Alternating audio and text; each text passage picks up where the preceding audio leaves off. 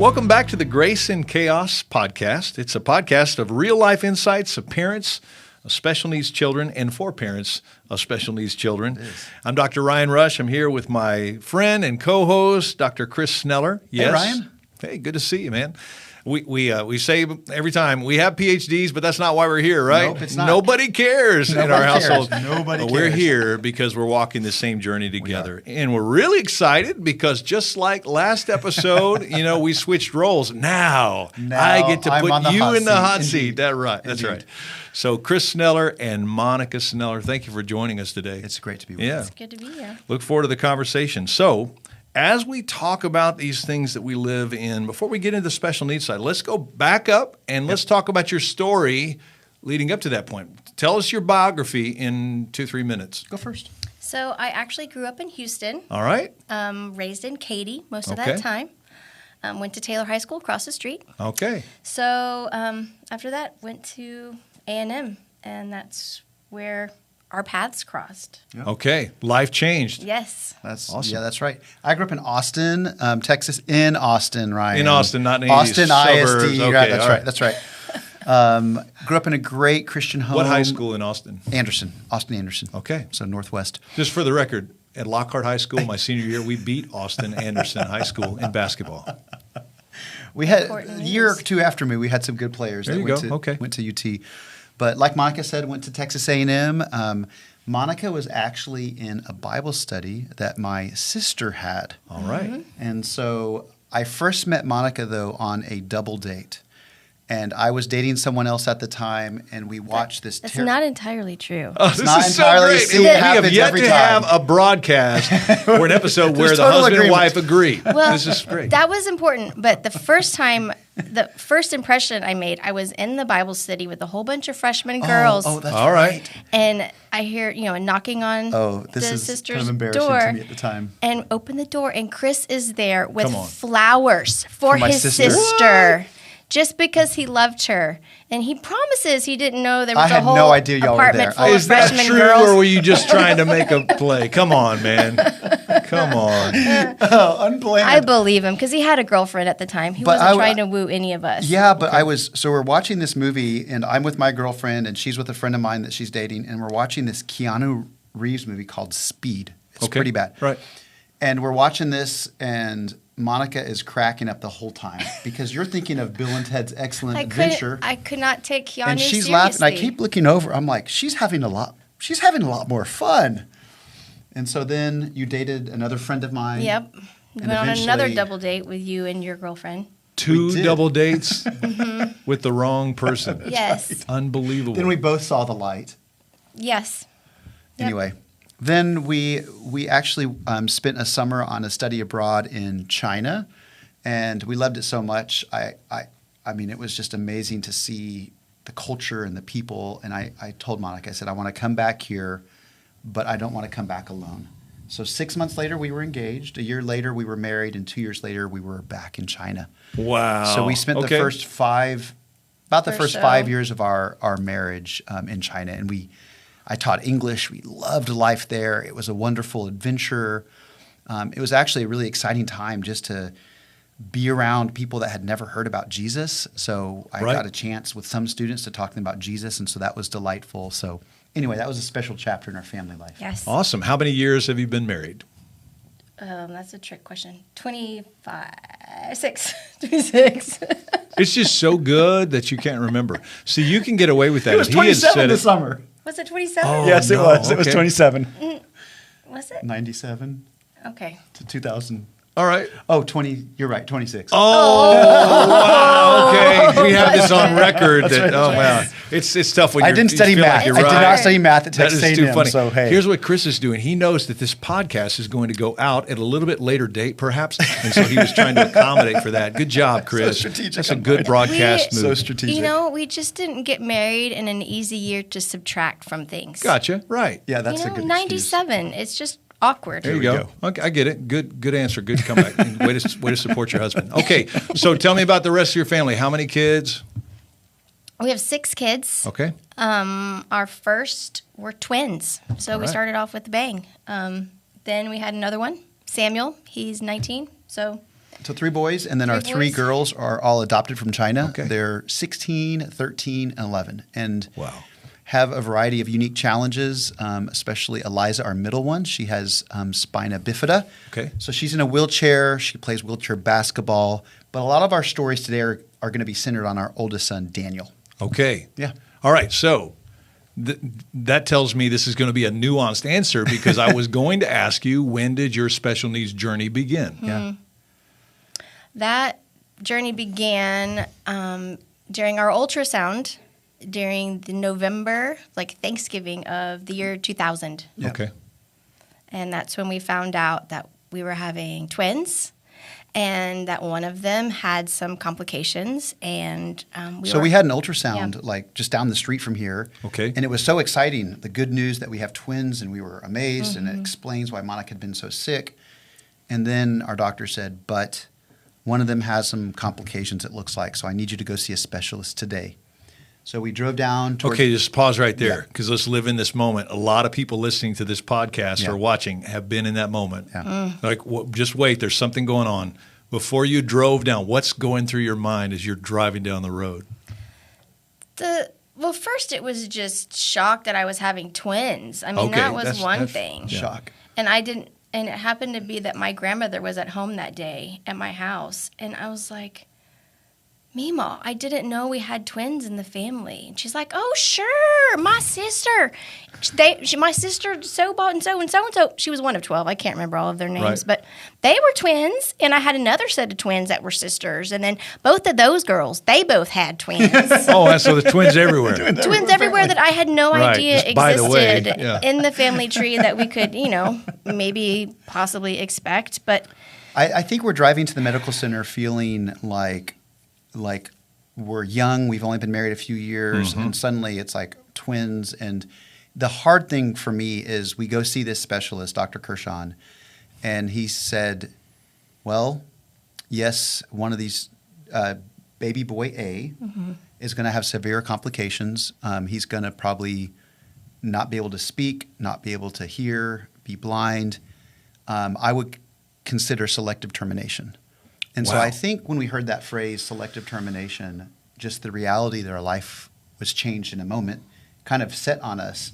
And when I get angry or embarrassed, I turn really red in the ears. And I was like red in the ears because I was like, I'm confused, I'm angry. And I said calmly, well, that's not an option for us. And so then we began the journey of every 2 weeks going in to track baby boy A's process. And he was born... they were both born 8 weeks early, so about 32 weeks. So they spent, about Daniel, 3 months? Well, Jonathan was in the hospital for 5 weeks. Okay. And he actually was discharged on the day that Daniel was having his brain surgery. So to have his shunt placed for his hydrocephalus. So that was hard to go home with Jonathan and leave Daniel there. One of our coolest stories from that time in the hospital, we were living with Monica's parents at the time and would go to the hospital every day, spend the day there. And when they had been in utero, I would sing a song to them. Every night, I would just lay next to Monica's belly and sing this song to my boys. And when Daniel was having a CT scan in order to prepare for his brain surgery, they gave him a sedative, and it didn't calm him down. He's squirming, he's fighting. And so I said, could I just try something with my son? And so they said, sure. So I went next to him and I started singing that same song. It's a song that goes, I love you, Lord. And I started singing it, and he goes totally calm and still. Wow. And they said, I think you can run the ultrasound now. I mean, the CT scan. So they lowered him in. They did the CT scan. And he came out, and the nurse was like crying. And she's like, I've never seen anything like that in the hospital. So, wow, this little glimpse of glory in the midst of the madness. Little moments like that. And was that not a reminder? Like, wait a second, that doctor predicted wrongly because this kid knows. He can hear. Yeah. He's like, It turns out he's deaf in one ear, but his other ear has perfect pitch. Perfect pitch. Wow. Like, the kid is so musical. He was singing before he could talk. Yeah. Wow. And tapping the melody to songs. Yes. Just, yeah. Wow. So with his the disabilities the unique challenges today, what are those Not technically on the autism spectrum, Okay. but he's a little odd at times socially. But he's hydrocephalus is the primary and condition, which is water on the brain. It can cause cognitive delays. So Okay. it's sort of universal delays. Okay. I guess you could say. All right. But just tell people to relate that are listening what that would be. So Okay. he can talk, he can walk. He was able to graduate from high school. We have a story later of marching band, so we'll get into that later perhaps. But he spent 3 years at a college for young adults with special needs up in Wisconsin. But he's back home now, and he'll live with us perhaps the rest of his life. At this point, he doesn't want to live outside of the home. He might want to live He might independently. down the road. With some assistance, he could. I love it. Yeah. So you're navigating some of these things right now. Yeah. And then you have the added blessing, right, of additional, challenges, disability-wise in your home. We do. So what does that look like? Eliza, it's special needs is such a weird phrase. You sort of, That's really true. I think a lot of parents sometimes self-identify as special needs parents, and other times they're like, no, that's not me. Yeah. Or that's not my kid. And Eliza is straddling this fence where she gets special services in school because she uses a wheelchair, and she's also now dyslexic and has a verbal processing delay. But, I forecast her future, and I think she's going to be totally independent. She's going to rock something. Wow. She's in a wheelchair. She plays wheelchair basketball. Yeah. Her team went to nationals last year. Yeah. We're hoping that she can play basketball in college. She got 100 on a math test She got 100 yesterday. on a math Wow. test this week. Look at her go. I mean, hey. it was amazing. So I think we're figuring out how to help her in school better. We're pushing back on the things that she doesn't need to do.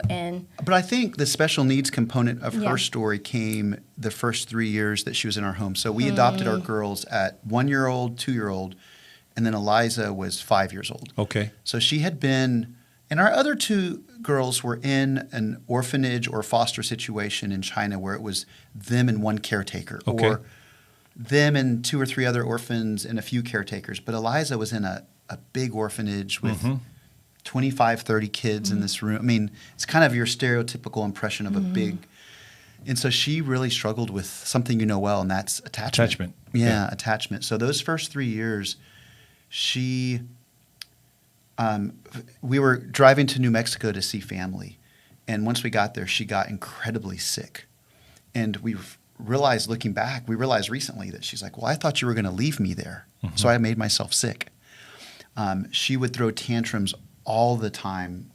And so Monica's like, we're not going to speak Chinese anymore, because she started calling Monica bad names in Chinese. I switched my job so I wouldn't travel as much during that season. We made a lot of changes as a family. We knew it was going to be hard. Yeah. And in fact, we discussed it with the kids before we went ahead with the adoption. And I think it was Jonathan who said, Mom, it sounds like it's going to be hard. Yeah. And my response was, well, sometimes it's the hard things that are worth doing. Wow. And God confirmed her adoption in so many ways beforehand, with specifically answered prayers that were beyond denial. Yep. And God gave us those little markers so that later, when we were like, what have we done? We could look back and say, nope, she's yours. There is no doubt. There's no doubt. Yeah. You just have to keep on, and we're on the other side of And she's amazing a really now. painful Wow. season. And she's back to the joyful child that we saw glimpses of That's right. when we first adopted her. That is so cool. It is Wow. cool. Thank She's you for fantastic. Yeah. So I guess a similar question would be, what has surprised you about life as a family with children with special needs? Maybe something you didn't expect. I mean, we've had to just reassess our expectations constantly. So I was thinking recently of when Daniel was younger, I wanted to spend some one-on-one time with him, take him out to breakfast. So I took him to the International House of Pancakes, IHOP. So we drive to IHOP, and we get there to the parking lot, and we're unloading, and he just starts bawling, starts crying. So I said, "What's wrong, buddy?" He's like, I don't want to go in. Why not? It's like, I just want to go home. I don't want to go in with you, Dad. And I was like trying to love on him and serve him and be with him, and all the parenting, how to raise a godly son. They all talk about one-on-one time and showing your kids how much you. So I'm like, I'm trying to just follow the guidebook, the manual, and it's not working. And so I think I've realized in some ways when you have a special needs child, you have to chunk out that guidebook. Right. You have to chunk out those set of expectations that you have, that your community has, perhaps that your parents have on how this child ought to be raised. And later in life, Daniel and I started going when he was in junior high to Shipley Donuts every Friday morning. So we'd have donuts and donut holes. With Jonathan. With Jonathan, his twin brother. But I think it's been this constant calibration of expectations that I have as a dad on myself and that I have for our family experience. Wow. So you would say you surprised how much the script kind of changed. Right. You have to totally throw the script away. Throw the script out, and we. I mean, I think another huge thing is Monica and I were both high achieving in high school, worked hard to be the best possible students in choir for Monica and soccer for me. We wanted to be the very best. And then God blessing us with a child with special needs, I think we've learned a lot about what brings us value. Do you want to reflect on that? Yeah. I think that it sort of goes into the next topic, which is a big lesson. And that is, I think, being forced into this situation. This is your child. This is the one I've given to you to love. And in the college where Daniel's been, they really emphasized, they had a whole class on it, on being made on and for a purpose. Yeah, I love it. And it's so true to see that his value and anyone's value is not in what they can produce or what they can achieve, but it's that they are image bearers of God. Image bearers of God. I love that. Affected by our world, by the fall, but they are precious image bearers of God, and how it has changed the way that we see everyone. Yeah, that's really, true. Not just our kids. Wow. Yeah. Okay, so if you were to summarize that in a phrase, we've moved to this critical question about the lesson that we've learned. Yeah. And are you saying that you need to reframe how you see people? I mean, or you have, like, see them as image bearers. Yeah.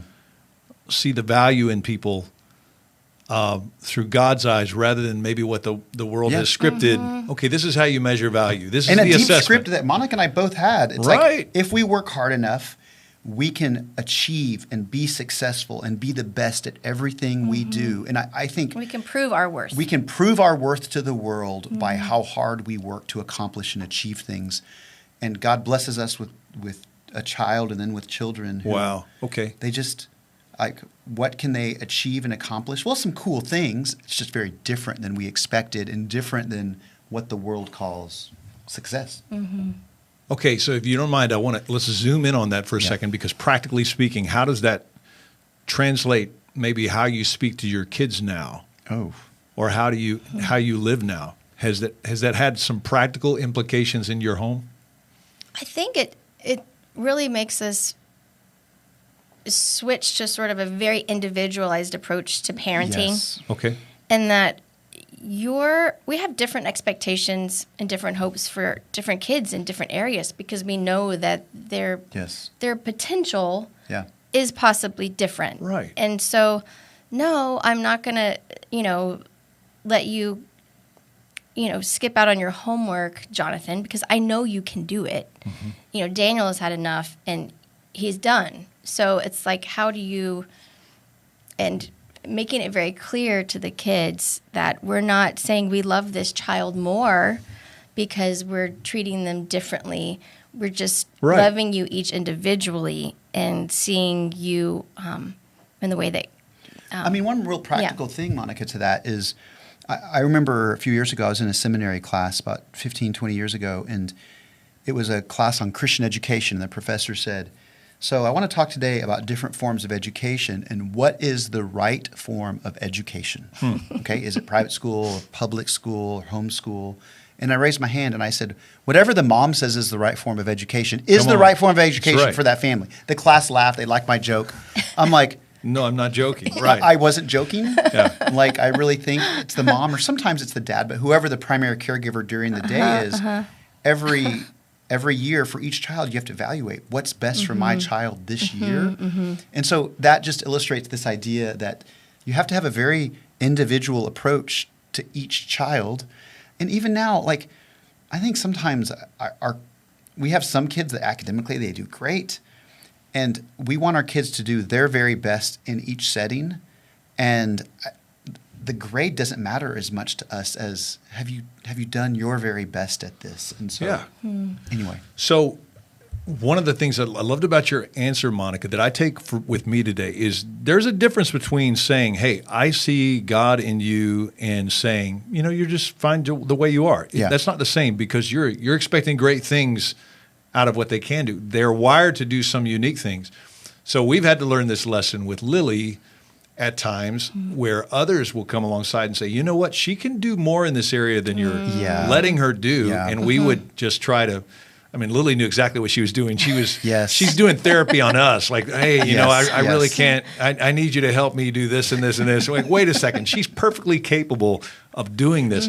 So it's not saying, well, he is who he is, she is who she is, so I guess this is how life is. No, we're going to do more. We're pressing into what she can do. Absolutely. I think of the police officer at the junior high when Daniel would have her open up his locker every day. Oh my gosh. Because he trained her to do it for him when he could do it himself. But he just didn't want to, so he'd get her to open up his locker. It's like I can't do it, Officer Jensen. Fantastic. Please help me. Wow. And he was so cute. Wow.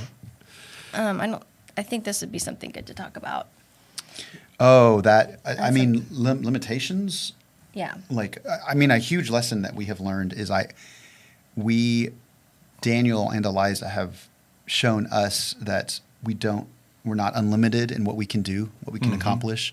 So we have to live in a deep awareness of our limitations as a family. And so create more space for family time, for Eliza and Daniel's different needs. So that's a big lesson that we've... But it hasn't all been negative. Sometimes those limitations have really clarified and revealed God's will to us for our life as a family. Not just said, you can't do this, you can't do that. It's like, no, here's the boundaries that I've set for you.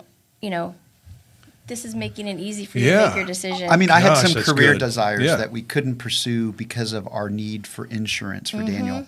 And at the time, I felt like Daniel's disabilities and challenges are getting in the way of us experiencing God's will for our life. That's what I was thinking to myself. And then it hit me one time. I'm like, wait, no. God is revealing his will for our lives through Daniel's disabilities. So in a sense, the limitations this is like a macro level of what you were saying with personalities. Okay, we've got to see value in this. This is how God sees them. And we do the same thing with our whole script, like the whole life. Okay, this is how things are supposed to go. This is what true fulfillment is supposed to look like. Wait a second. And God says, no, wait a second. This is not like I have something so much sweeter, not different, but like really great for you over here. But you're going to have to set this aside. This is where I have you. It's sweeter, but it's a bitter sweetness because in the midst of it, it's like, this is not what I signed up for. This is not what I wanted. This is not what I would prefer. But then as God does it, I think us learning to delight in God's sovereignty instead of being angry that we can't do what that person's doing or what that person's doing, and just really trusting that God in his kindness and love and sovereignty, he's blessed us with this. You make it sound so easy, though. Right. What do you mean? It's taken a long time for us to get there. Yeah. And I don't know that we're always we're not there. The rushes aren't. So I think we're on the journey towards truly accepting it and embracing everything, but it's not always easy. So just making that clear. Well, that's not what we're saying.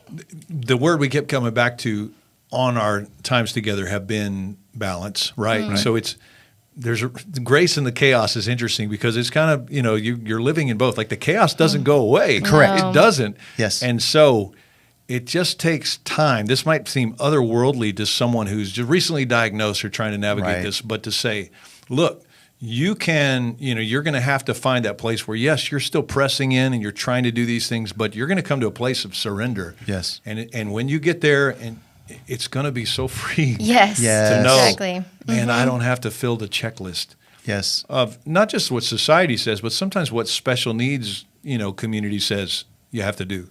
Well, in that Right? identity to talk the macro level, I'm like, as I reflect on, I love Daniel because he's my son. He's valuable because he's creating God's image and he's our dearly beloved son. Could it be that God loves me and looks at me the same way? Yeah. I don't have to achieve and perform for God. Mm-hmm. Like, I know this is true theologically, Yep. but I think through Daniel and through Eliza and their challenges, I think the emotional reality that God indeed loves us because he's chosen to love us. I love it. I love it. Okay. Thinking about these are pretty significant topics that the Lord has brought you to. The idea that we're going to look at the purpose and design that God has for someone, really press into that. Yeah. And then also recognize that God might have a different purpose for us. Right. So rewind. How far back do you want to go, Chris? You know where this is going because you're the co-host. Yeah, so if we go back to your 25-year-old selves, you want to go there or you want to go 30? 30. Yeah, 30. The time machine's only going one place today on the podcast. Okay, let's go to 30 years old. We go back, and you're going to sit across the table from yourselves at that time.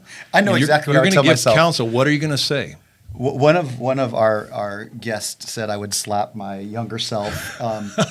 My younger self perhaps needs to be slapped, but I think I've spent too much time in comparison. Like I evaluate my success based on the success of my friends. Right. And then what I actually do is I take a composite of my friends that have been successful in different arenas. So-and-so's a great preacher. So-and-so's successful as a surgeon. Posted So-and-so. strengths And on I Instagram. combine it all into like Right. this phantom person. Yeah, all the best And things then I about get people. frustrated at myself or my reality that like, Yeah. oh, it's our family circumstances that are preventing me from pursuing these. And I would just tell my younger self to like live in the moment and enjoy yourself and don't be so hard on yourself. Right. I think that theme of like expecting too much of myself and being angry or frustrated at myself or at God in the midst of those moments, that's certainly one lesson. How about you? For me, I think it would definitely center around control. Okay. You're being honest here. I love it. I would tell myself that you can't control anything and that God is the only one who deserves to be in control of anything. So Wow. just stop pretending that you can actually control things or fix things. Come on. So I think, yeah. Okay, but we talked, I mean, Ryan and Lana and I talked, like, you're not in control, you can't be in control, but we still worked incredibly hard. Like, when Daniel needed that plastic ear reconstruction, we found the best surgeon in the world, and we went to flew to Chicago, and we Yep. spent weeks in Chicago, and Yep. we did therapy 3 times a week for 7-8 years, and we tried all kinds of braces for Daniel and Eliza. So we worked incredibly hard at trying to give them the best possible life. So I think letting go and letting God, that's... No, that's not. I did not say that. I know you didn't say that. But I- accepting that you're not in control while just- you're also doing those right. I'm things going that to you work can do. hard, but I can't determine the outcome. Right. I can work hard. We can, take Daniel to physical therapy and help the boy learn to walk. We did, I don't know how many eye surgeries, because he also has eye issues and ear issues and, yes, other issues. So, Monica, that's so true. I want to affirm what you're saying about the control. By the way, that's been another theme. Maybe Yes, we need it to is. change it, like we need to change the name of the podcast. Grace and chaos, stop. You're not in control. Maybe that's the subhead. You're not in control. I love it. Ryan, I think that many parents get to the point where they realize they're not in control, but the parents of special needs kids get there a lot faster. That's the truth. And it's even more frustrating because you feel as though somebody's got to do it and there's got to be an answer. And honestly, we haven't really brought this up, but there's so many shysters out there that are going to give you this false hope all the that is super frustrating. Yes. So there's that too. Where Len and I think found the balance, she would say the same thing if she were here. I found it before she did because she wants to control more, like really wants to. So she had the libraries, like she would not leave a book unturned. So we just found the balance to say, we just want to do what we're able to do so that when we look back, we never have to say, well, what would have happened if we would have gone to that doctor in California? Yeah. Okay, so we did that. But we're also going to live in that, recognizing that if we're right here, this is what God has for us. This is okay. And you know what? We're not going to have our lives hang in the balance for this. We're going to enjoy the moment while we also see what we can do. Like that's what we ought to do anyway, right? Yep. And trust the Lord. But that's easier said than done. Yeah. So, yes. Wow. Okay. I wish I had the time machine because we'd all go back right now. And that's a good word.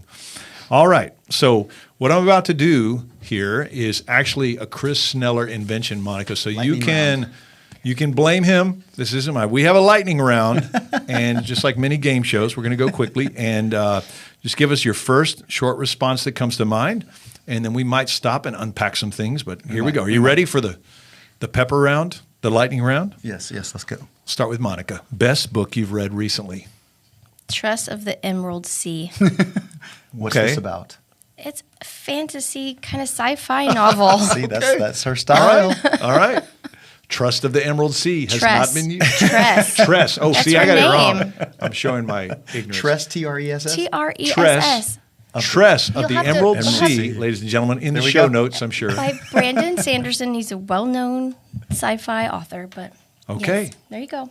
All right. Fantasy. All right. Ryan, you stole my book. I know. I don't feel bad about it either. You shouldn't feel bad, but I'll tell you what. It's How to Know a Person by David Brooks, and here's why I found it so powerful. A lot of times in conversations, I'm not fully present and engaged. I'm actually thinking about what I'm going to say next. Yeah. I'm actually trying to evaluate what that person's saying instead of being present with people. And I think with my kids, with my friends, with other people, I just felt very convicted at wanting to grow in that skill of giving people my full presence and also wanting to give my full presence to God in that same way. Okay.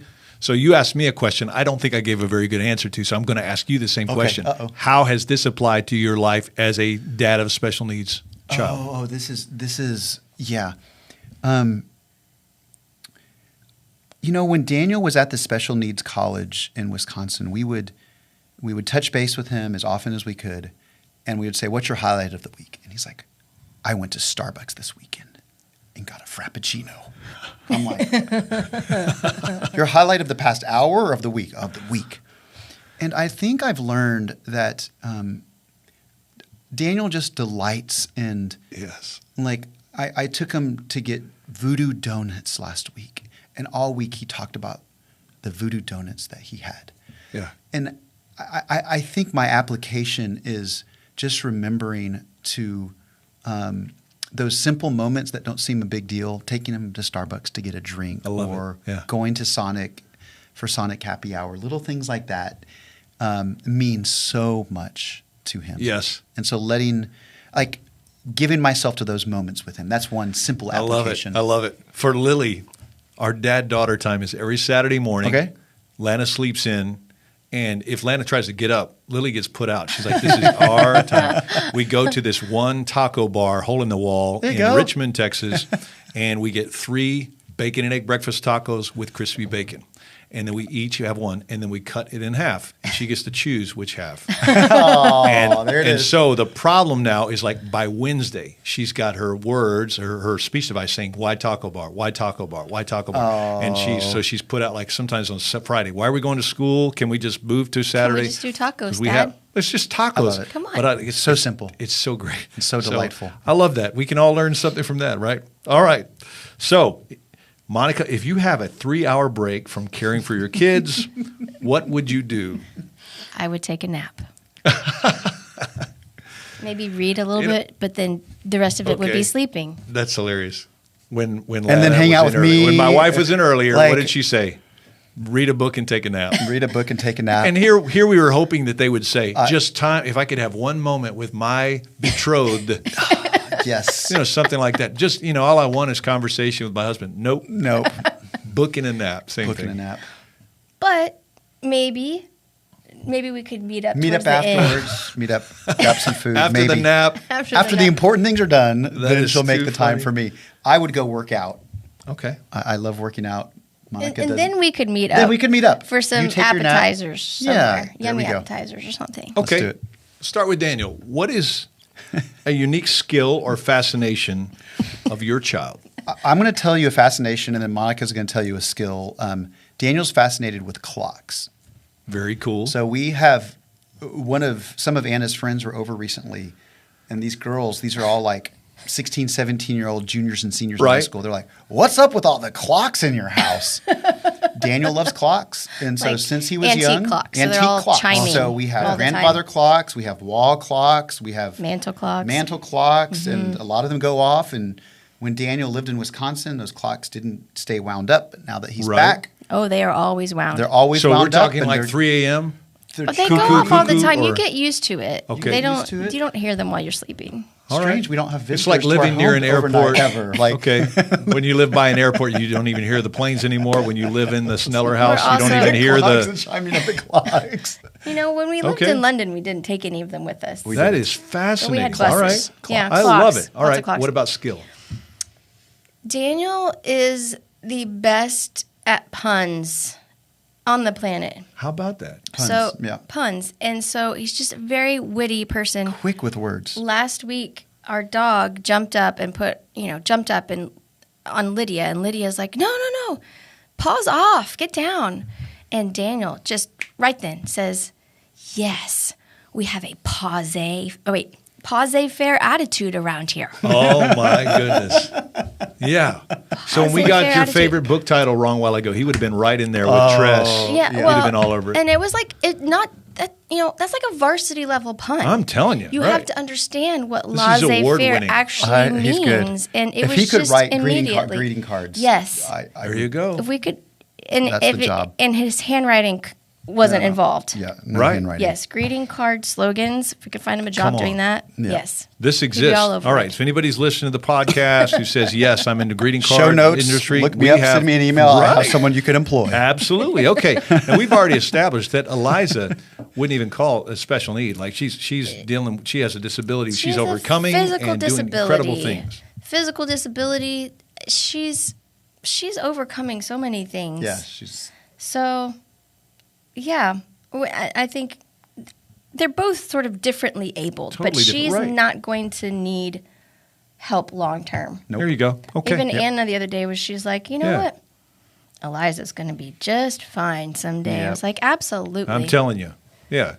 And a lot of that has to do with your confidence in her. Okay.